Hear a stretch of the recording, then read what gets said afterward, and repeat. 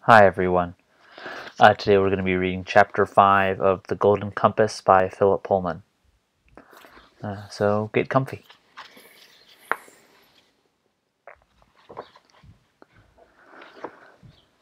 In the days that followed, Lyra went everywhere with Mrs. Coulter, almost as if she were a Damon herself.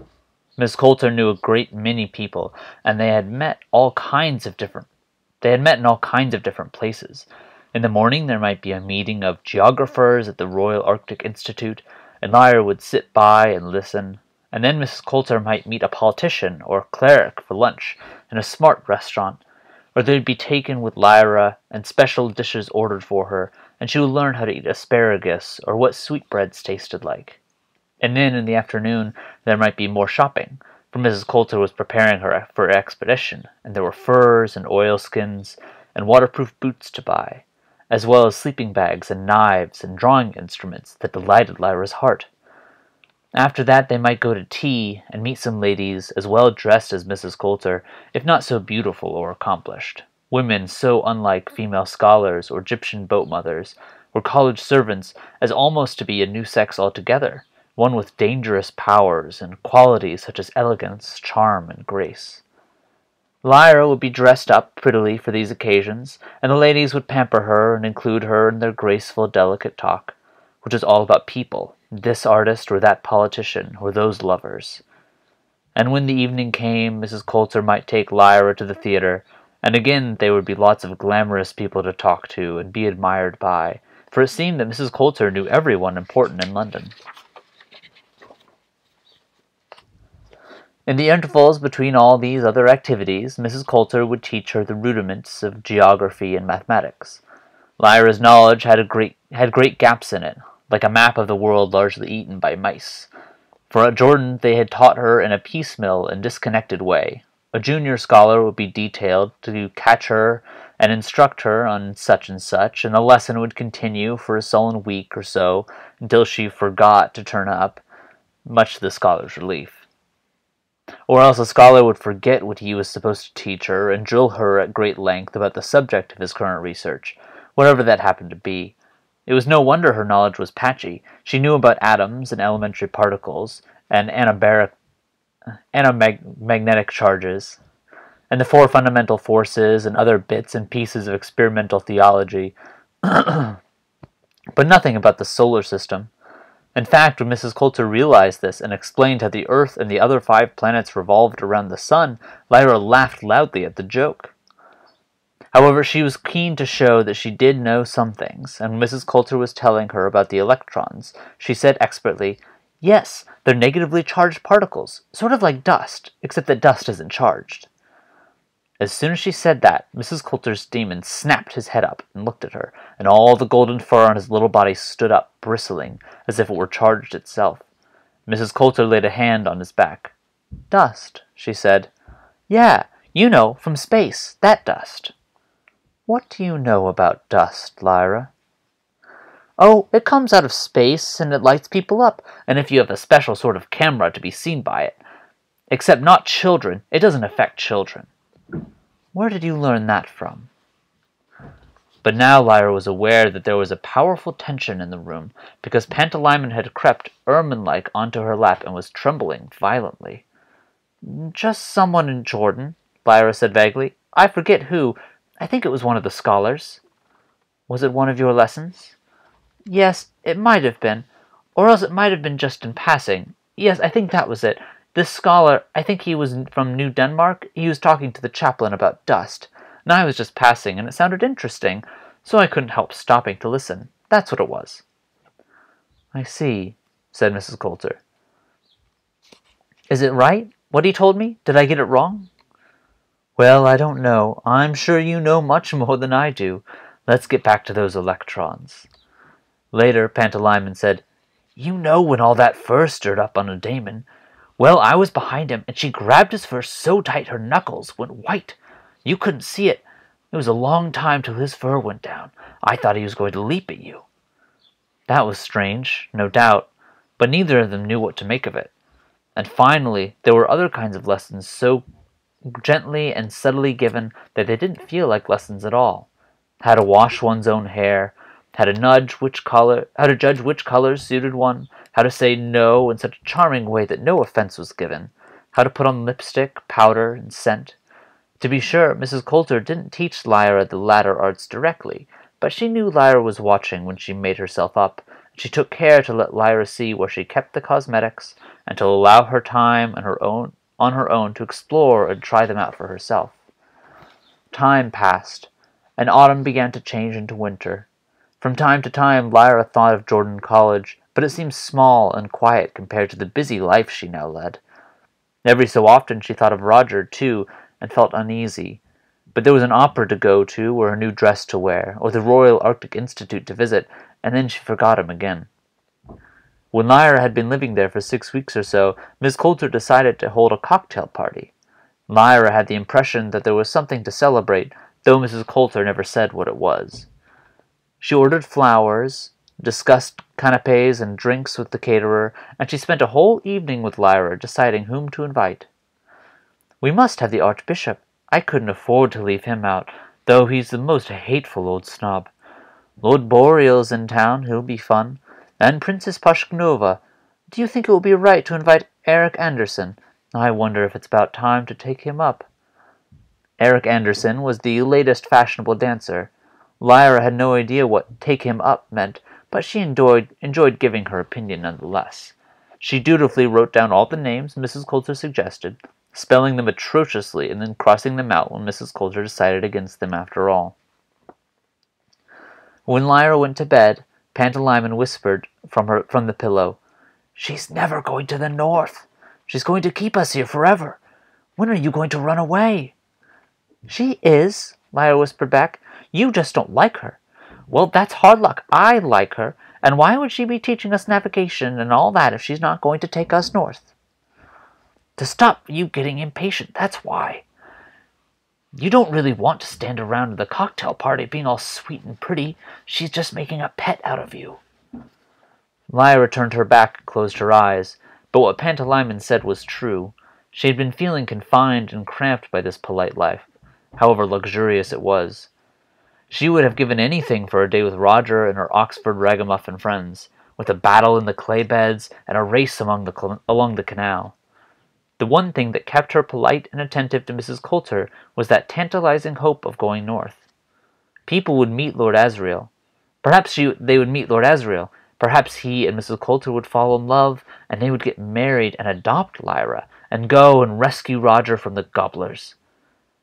On the afternoon of the cocktail party, Mrs. Coulter took Lyra to a fashionable hairdresser's, where her stiff, dark blonde hair was softened and waved, and her nails were filed and polished, and they even applied a little makeup to her eyes and lips to show her how to do it. Then they went to collect the new dress Mrs. Coulter had ordered for her, and to buy some patent leather shoes, and then it was time to go back to the flat and check the flowers and get dressed. "Not the shoulder bag, dear," said Mrs. Coulter as Lyra came out of the bedroom, glowing with a sense of her own prettiness. Lyra had taken to wearing a little white leather shoulder bag everywhere, so as to keep the alethiometer close at hand. Mrs. Coulter loosened the cramped way some roses had been bunched in a vase, and saw that Lyra wasn't moving, and glanced pointedly at the door. "Oh, please, Mrs. Coulter, I do love this bag." "Not indoors, Lyra. It looks absurd to be carrying a shoulder bag in your own home. Take it off at once, and come and help me check these glasses." It wasn't so much her snappish tone as the words, "in your own home," that made Lyra resist stubbornly. Pantalaimon flew to the floor and instantly became a polecat, arching his back against her little white ankle socks. Encouraged by this, Lyra said, "But it won't be in the way, and it's only one thing I really like wearing. It really suits—" She didn't finish the sentence, because Mrs. Coulter's Damon sprang up on the sofa in a blur of golden fur and pinned Pantalaimon to the carpet before he could move. Lyra cried out in alarm, and then fear and pain, as Pantalaimon twisted this way and that, shrieking and snarling, unable to loosen the golden monkey's grip. Only a few seconds, and the monkey had overmastered him, with one fierce back paw around his throat, and his black paws gripping the polecat's lower limbs. He took one of Pantalaimon's ears in his other paw, and pulled as if he intended to tear it off. Not angrily either, but with a cold, curious force that was horrifying to see and even worse to feel. Lyra sobbed in terror. Please, please stop hurting us. Mrs. Coulter looked up from her flowers. Do as I tell you, then, she said. I promise. The golden monkey stepped away from Pantalaimon as if he were suddenly bored. Pantalaimon fled to Lyra at once, and she scooped him up into her face with a kiss and a gentle hug. Now, Lyra, said Mrs. Coulter. Lyra turned her back abruptly and slammed into her bedroom, but no sooner had she banged the door shut behind her than it opened again. Mrs. Coulter was standing there only a foot or two away. Lyra, if you behave in this coarse and vulgar way, we shall have a confrontation, which I will win. Take off that bag this instant. Control that unpleasant frown. Never slam a door again in my hearing or out of it. Now, the first guests will be arriving in a few minutes, and they're going to find you perfectly behaved, sweet, charming, innocent, attractive, delightful in every way. I particularly wish for that, Lyra. Do you understand me? Yes, Mrs. Coulter. Then kiss me. She bent over a little and offered her cheek. Lyra had to stand on a tiptoe to kiss it. She noticed how smooth it was, and the slight, perplexing smell of Mrs. Coulter's flesh, scented but somehow metallic. She drew away and laid the shoulder bag on her dressing table before following Mrs. Coulter back to the drawing room. What did you do with the flowers, dear? Said Mrs. Coulter, as sweetly as if nothing had happened. I suppose one can't go wrong with roses, but you can't have too much of a good thing. Have the caterers brought enough ice? Be a dear and go ask. Warm drinks are horrid. Lyra found it was quite easy to pretend to be light-hearted and charming, though she was conscious of every second of Pantalaimon's disgust and of his hatred for the golden monkey. Presently the doorbell rang, and soon the room was filling with fashionably dressed ladies and handsomely or distinguished men. Lyra moved among them, offering canapes and smiling sweetly, and making pretty answers when they spoke to her. She felt like a universal pet, and the second she voiced that she thought to herself, Pantalaimon stretched his goldfinch wings and chirped loudly. She sensed his glee at having proved her right, and became a little more retiring. And where do you go to school, my dear? Said an elderly lady, inspecting Lyra through a lorgnette. I don't really go to school, Lyra told her. Really? I thought your mother would have sent you to her old school, a very good place. Lyra was mystified until she realized the old lady's mistake. Oh, she's not my mother. I'm just helping her. I'm her personal assistant, she said importantly. I see. And who are your people? Again, Lyra had to wonder what she meant before replying. They were a count and countess, she said. They both died in an aeronautical accident in the north. Which count? Count Belacqua. He was Lord Asriel's brother. The old lady's daemon, a scarlet macaw, shifted as if in irritation from one foot to another. The old lady was beginning to frown with curiosity, so Lyra smiled sweetly and moved on. She was going past a group of men and one young woman near a large sofa when she heard the word dust. She had seen enough of society to understand when men and women are flirting, and she watched the process with fascination, though she was more fascinated by the mention of dust, and she hung back to listen. The men seemed to be scholars, from the way the young woman was questioning them, and Lyra took her to be a student of some kind.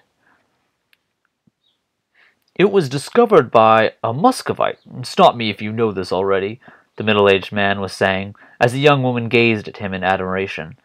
A man called Rusakov, and they're usually called Rusakov particles after him. Elementary particles that don't interact in any way with others. Very hard to detect, but the extraordinary thing is they seem to be attracted to human beings. Really? Said the young woman, wide-eyed. And even more extraordinarily, he went on, some human beings more than others. Adults attracted, but not children. At least not much, and not until adolescence. In fact, that's the very reason. His voice dropped, and he moved closer to the young woman, putting his hand confidently on her shoulder. That's the very reason the oblation board was set up, as our good hostess here could tell you. Really? Is she involved in the oblation board? My dear, she is the oblation board. It's entirely her own project. The man was about to tell her more when he caught sight of Lyra. She stared back at him unblinkingly, and perhaps he had a little too much to drink, or perhaps he was keen to impress the young woman, for he said, "This little lady knows all about it, I'll be bound. You're safe from the oblation board, aren't you, my dear?" "Oh, yes," said Lyra. "I'm safe from everyone here. Where I used to live, in Oxford, there was all kinds of dangerous things. There was Gyptians. They'd take kids and sell 'em to the Turks for slaves. And on Port Meadows, and at the full moon, there's a werewolf that comes out of the old nunnery at Godstow. I heard him howling once. And there's the gobblers." "That's what I mean," the man said. "That's what they call the oblation board, don't they?" Lyra felt Pantalaimon tremble suddenly, but he was on his best behavior. The daemons of the two grown-ups, a cat and a butterfly, didn't seem to notice. "Gobblers?" said the young woman. "What a peculiar name! Why do they call them gobblers?"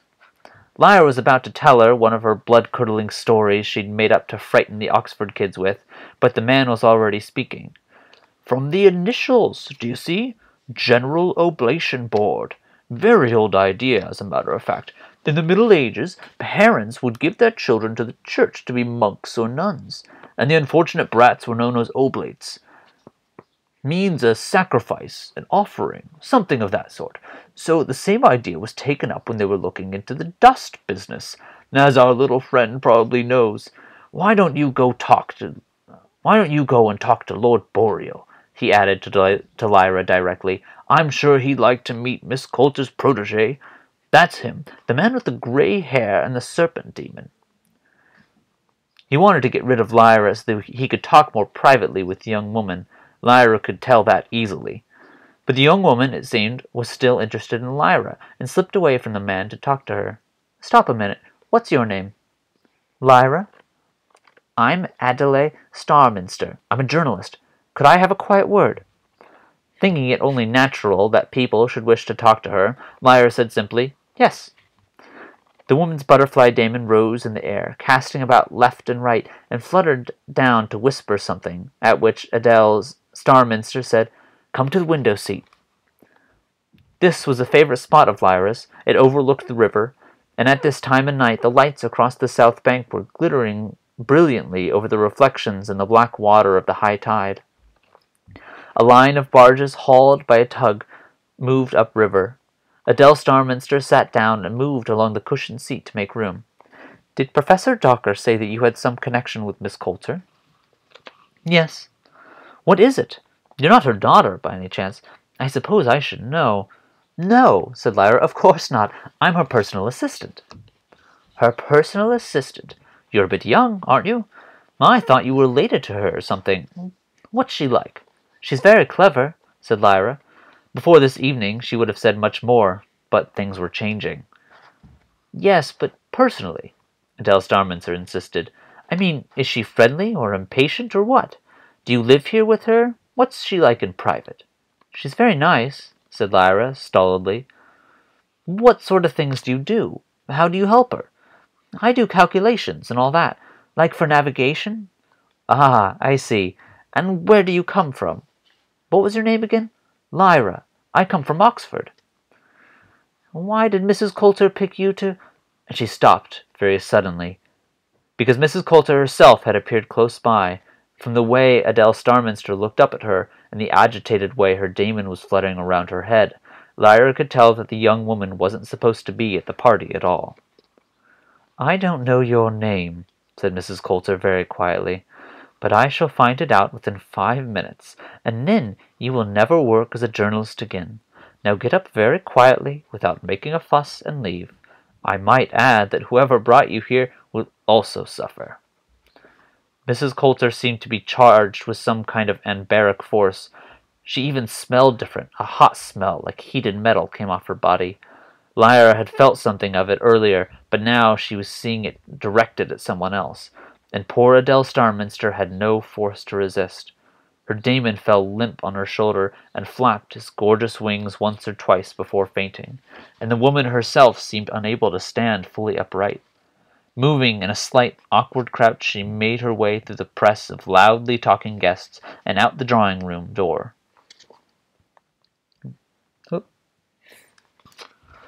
She had one hand clutched to her shoulder, holding the swooning Damon in place.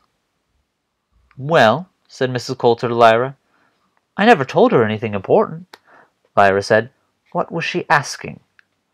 "Just about what I was doing and who I was and stuff like that." As she said that, Lyra noticed that Mrs. Coulter was alone, without her Damon. How could that be? But a moment later the golden monkey appeared at her side, and, reaching down, she took his hand and swung him up lightly to her shoulder. At once she seemed at ease again. "If you come across anyone else who obviously hasn't been invited, dear, do come and find me, won't you?" The hot, metallic smell was vanishing. Perhaps Lyra had only imagined it. She could smell Mrs. Coulter's scent again, and the roses, and the cigarello smoke, and the scent of other women. Miss Coulter smiled at Lyra in a way that seemed to say, "You and I understand these things, don't we?" and moved on to greet some other guests. Pantalaimon was whispering in Lyra's ear, "While she was here, her Damon was coming out of our bedroom. He's been spying. He knows about the alethiometer." Lyra felt that was probably true, but there was nothing she could do about it. What had the professor been saying about the gobblers? She looked around to find him again, but no sooner had she seen him than the commissioner, in servant's dress for the evening, and another man tapped into on the professor's shoulder and spoke quietly with him, at which he turned pale and followed them out. That took no more than a couple of seconds, and it was so discreetly done that hardly anyone noticed, but it left Lyra feeling anxious and exposed. She wandered through the two big rooms where the party was taking place, half listening to the conversations around her, half interested in the taste of the cocktails she wasn't allowed to try, and increasingly fretful. She wasn't aware that anyone was watching her until the commissioner appeared at her side and bent to say, "Miss Lyra, the gentleman by the fireplace would like to speak with you. He's Lord Boreal, if you don't know." Lyra looked across the room. The powerful-looking, gray-haired man was looking directly at her, and as their eyes met, he nodded and beckoned. Unwilling, but more interested now, she went across. "Good evening, child," he said. His voice was smooth and commanding. His serpent Damon's mailed head and emerald eyes glittered in the light from a cut glass lamp on the wall nearby. "Good evening," said Lyra. "How is my old friend, the Master of Jordan?" "Very well, thank you." "I expect they were all sorry to say goodbye to you." "Yes, they were." "And is Miss Coulter keeping you busy? What is she teaching you?" Because Lyra was feeling rebellious and uneasy, she didn't answer this patronizing question with the truth, or with one of her usual flights of fancy. Instead, she said, "I'm learning about the Rusakov particles, and about the oblation board." He seemed to become focused at once, in the same way that you could focus a beam of anbaric lantern. All his attention streamed at her fiercely. "Suppose you were to tell me what you know," he said. "They're doing experiments in the north," Lyra said. She was feeling reckless now, like Dr. Grumman. "Go on." "They've got this special kind of photogram where you can see dust, and when you see a man there's like all this light on him, and there's none on a child, at least not so much." "Did Mrs. Coulter show you a picture like that?" Lyra hesitated, for this was not lying but something else, and she wasn't practiced at it. "No," she said after a moment. "I saw that at Jordan College." "And who showed it to you?" "He wasn't really showing it to me," Lyra admitted. "I was just passing and I saw it, and then my friend Roger was taken by the oblation board, but—" "Who showed you that picture?" "My Uncle Azrael." "When?" "When he was at Jordan College last time." "I see. And what else have you been learning about? I hear you mention the oblation board?" "Yes, but I didn't hear about that from him. I heard it here." Which was exactly true, she thought. He was looking at her narrowly. She gazed back with all the innocence she had. Finally he nodded. "Then Miss Coulter must have decided you were ready to help out in that work. Interesting. Have you taken part yet?" "No," said Lyra. What was he talking about? Pantalaimon was clearly in his most inexpressive shape, a moth that couldn't betray her feelings, and she was sure she could keep her own face innocent. "And has she told you what happens to the children?" "No, she hasn't told me that. I only just know that it's about dust, and they're like a kind of sacrifice." Again, this wasn't exactly a lie, she thought. She had never said that Mrs. Coulter herself had told her. "Sacrifice is a rather dramatic way of putting it. What's done is for their good as well as ours. And of course they all keep coming to Mrs. Coulter willingly. That's why she's so valuable. They must want to take part, and what child could resist her? And if she's going to use you as well to bring them in, so much the better. I'm very pleased." He smiled at her in a way that Mrs. Coulter had, as if they were both in on the secret. She smiled politely back, and he turned away to talk to someone else. She and Pantalaimon could sense each other's horror. She wanted to go away by herself and talk to him. She wanted to leave the flat. She wanted to go back to Jordan College and her little shabby bedroom on staircase 12. She wanted to find Lord Asriel. And as if in answer to that last wish, she heard his name mentioned, and wandered closely to a group talking nearby with the pretext of helping herself to a canapé from the plate. A man in a bishop's purple was saying, "No, I don't think Lord Asriel will be troubling us for quite some time." "And where did you say he was being held?" "In the fortress of Svalbard, I'm told, guarded by a Panzerbjorn. You know, armored bears? Formidable creatures. He won't escape from them, if he lives to be 1,000. The fact is that I really think the way is clear, very nearly clear. The last experiments had confirmed what I always believed. The dust is an emanation from the Dark Principle itself, and do I detect Zoroastrian heresy? What used to be heresy? And if we could isolate the Dark Principle—" "Svalbard, do you say? Armored bears! The Oblation Board. The children don't suffer, I'm sure of it. Lord Asriel imprisoned." Lyra had heard enough. She turned away, and moving as quietly as the moth Pantalaimon, she went to her bedroom and closed the door. The noise of the party was muffled at once. "Well," she whispered, and he became a goldfinch on her shoulder. "Are we going to run away?" he whispered back. "Course, if we do it now, with all these people about, she might not notice for a while." "He will." Pantalaimon met Mrs. Coulter's daemon. When Lyra thought of his little golden shape, she felt ill with fear. "I'll fight him this time," Pantalaimon said boldly. "I can change, and he can't. I'll change so quickly he won't be able to take hold. This time I'll win. You'll see." Lyra nodded distractedly. What should she wear? How could she get on without being seen? "You'll have to go and spy," she whispered. "As soon as it's clear, we'll have to run. Be a moth," she added. "Remember, the second no one's looking." She opened the door a crack, and he crawled out, dark against the warm pink light of the corridor.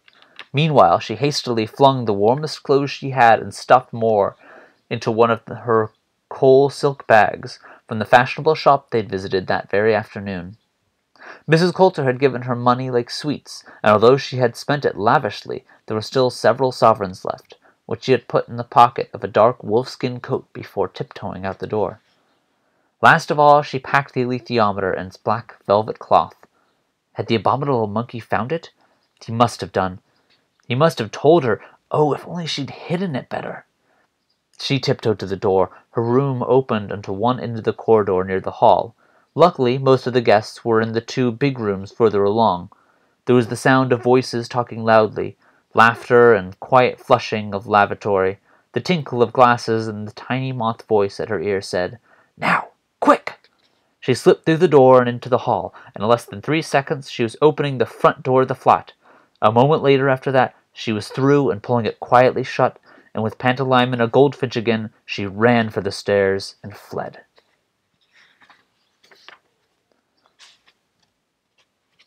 It's the end of Chapter 5 of The Golden Compass by Philip Pullman. I hope you will join me again next week. Stay healthy, stay safe.